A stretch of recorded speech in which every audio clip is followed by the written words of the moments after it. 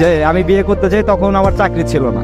তখন ওর মা বাবা ডিরেক্ট বলে যে না, বিয়ে দিতে পারবো না। তখন ও সবার সামনে একটা কথা বলছিল, আমার এখনো পরিপূর্ণভাবে মনে আছে, আমি ওর সাথে চলে যাবো। ও আমাকে যদি রাস্তায় নিয়ে রাখে তাতেও আমি থাকবো। তোমাদের যদি ভালো লাগে তোমরা আমাকে দিতে পারো, আর যদি না দাও আমি নিজে চলে যাবো, আমাকে আটকাতে পারবো না। তো তখন কথাটা শুই না, মানে এতটা ভালো লাগছিল আমার, আমি আসলে বলে বোঝাতে পারবো না যে এত ভালোবাসতে পারে কেউ।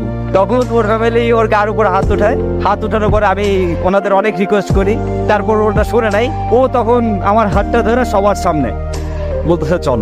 সবাই বলছে না যে তুমি কিছু করতে পারবা না, আমি সবার একদিন দেখাই দেবো যে তুমি কিছু করতে পারবা, তুমিই পারবা, তোমার দ্বারা সবকিছুই সম্ভব, আমি সেটা প্রমাণ করাই দেবো। আমার কেন জানি ওর পর থেকে নিজের ভিতরে অন্যরকম শক্তি কাজ করতে থাকতো যে না, আমার কিছু একটা করতে হবে, আমার কিছু একটা করে দেখাতে হবে। আমার ফ্যামিলি অবশ্য আমাদের দুজনকে মেনে নিছিল, অনেক ভালোবাসে আমাদের দুজনকেই। তো আমরা ভালোভাবে চলতেছে সবকিছু।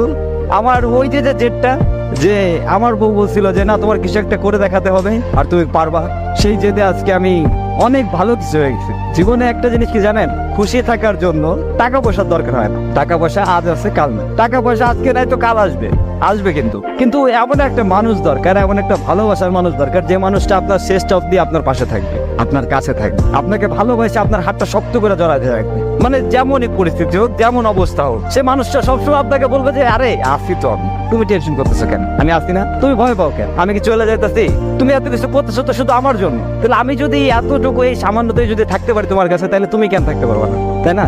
তো থাকো তুমি আমার সাথে, এটাই হবে আমার, আর কিছু লাগবে না। জীবনটা ছোট, আর এই ছোট জীবনে ভালোবাসার মানুষটাকে পেয়ে গেলে যে আনন্দটা অনুভব